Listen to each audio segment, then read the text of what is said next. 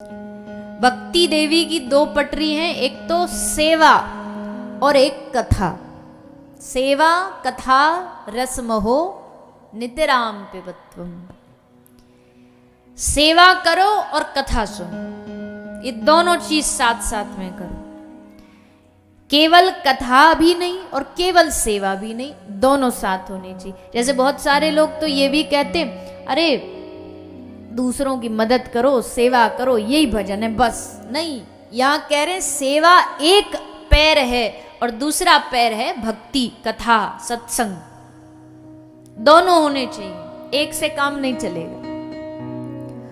सत्संग सुनोगे तो स्वाभाविक ही अपने आप सेवा करने का मन करेगा। और एक सबसे बड़ी बात, बिना सत्संग वाली सेवा कभी कभी अहंकार को जन्म दे देती है। जिसके जीवन में सत्संग ना हो, वो जरा सा 2-5 सर्दी में कंबल दान कराए कहीं, तो उसको 10 जगह डिंडोरा पीटता घूमेगा। मैंने कंबल दान करे, मैंने ये दिया, मैंने भोजन करवाया, मैंने भंडारा करवाया। तो बिना सत्संग वाली सेवा कभी कभी अभिमान दे देती है, घमंड दे देती है। सेवा में अभिमान सबसे जल्दी आता है, दान करने में अभिमान सबसे जल्दी आता है। आदमी देगा इतना पर अभिमान उसको इतना मिल जाएगा, मन में उसके अभिमान इतना आ जाएगा। देनहार कोई और है जो भेजत है दिन रैन, लोग भरम हम पर करें जाते नीचे नैन।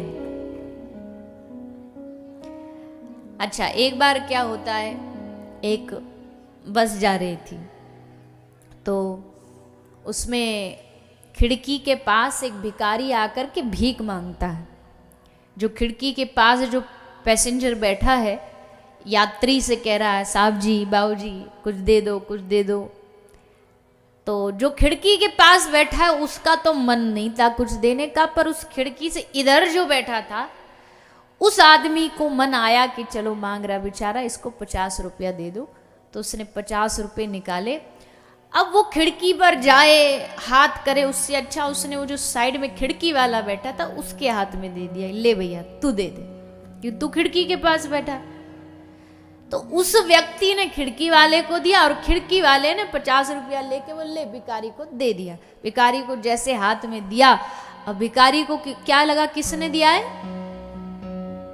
खिड़की वाले। अब वो धन्यवाद दे रहा, बाबू जी आपका बहुत बहुत धन्यवाद, आपने हमको 50 रुपया दिया, आज हमारे बाल बच्चे भोजन कर लें। वो धन्यवाद उसी को देता जा रहा है, उसी को देता जा रहा है। और अब सोचो, अब वो खिड़की वाला मूंछ तान के बोले, हाँ देखो हमने 50 रुपया दिए, तो मूर्ख है कि नहीं है? बोलिए ना, कर सकते हो ऐसा कि भाई पैसा उस साइड वाले ने दिया, तुमने बस जो उसने दिया उसको आगे तक पहुंचा दिया, और फिर तुम कहते हो मैं 50 रुपया मैंने दान किया।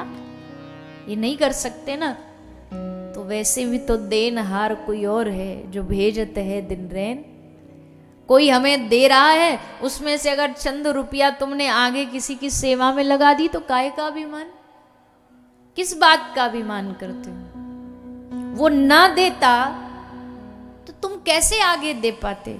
उसने दिया तब तो तुम खिड़की से पास कर पा रहे हो। तुम्हारा नहीं है वो, हमारा नहीं है जो हम किसी सेवा में लगा देते हैं।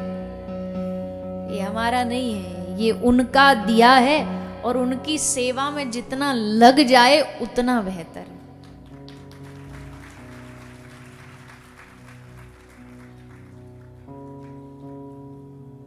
अब किसी का मन कर रहा हो, भैया हमने इतना कमाया जीवन भर और जाएंगे तो यहीं छोड़ जाएंगे, सब यहीं रह जाएगा। अरे कोई तो ऑप्शन होगा ना, कोई तो रास्ता होगा ना जो हम अपने संग ले जाएं अपनी कमाई को। बोले हाँ, एक ऑप्शन है।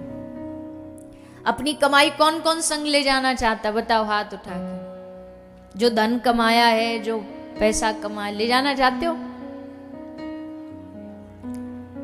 एक ही रास्ता है। क्या रास्ता है? दे जाना ही ले जाने का एकमात्र रास्ता है। जितना यहां दे जाओगे, मतलब जितना यहां किसी सेवा कार्य में लगा दोगे, वो तुम्हारे संग चला जाएगा। हाँ, वो अलग बात है, भगवान का भक्त इस चीज का लालच नहीं रखता न पुण्यों का न पापों का, न पुण्यम न पापम न सुखम न दुखम, पर ले जाने का एकमात्र रास्ता यही है।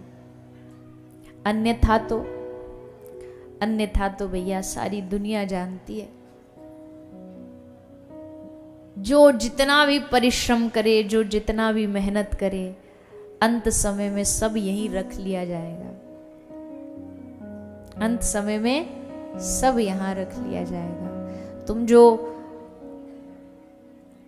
हाथ में हम सोने की अंगूठी, गले में सोने की माला भी पहन के बैठे हैं ना, तो जब शमशान में जाएंगे तो सबसे पहले ध्यान पड़ोसियों का, घर वालों का ये रहेगा कहीं ये साथ न चली जाए, उतार लो, इसको उतारो।